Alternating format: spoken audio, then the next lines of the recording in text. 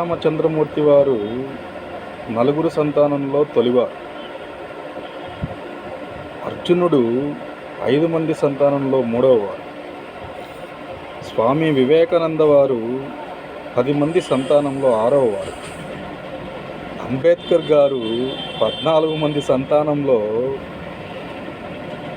చివరివారు.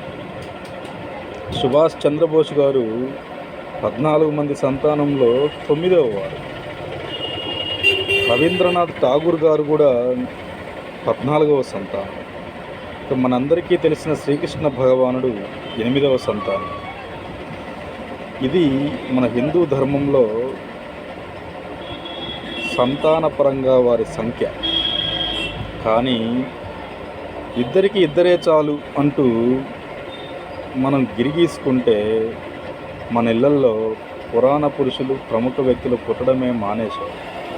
పుట్టిన ఆ ఇద్దరు, ఒకడు టీవీకి, ఒకరు మొబైల్కి అంకితమైపోయారు. ప్రజలారా, హిందూ ధర్మ ఆచరణ ప్రజలారా, సంతానాన్ని పెంచుకుందాం, సమాజాన్ని ఉద్ధరించుకుందాం. జై శ్రీరామ్.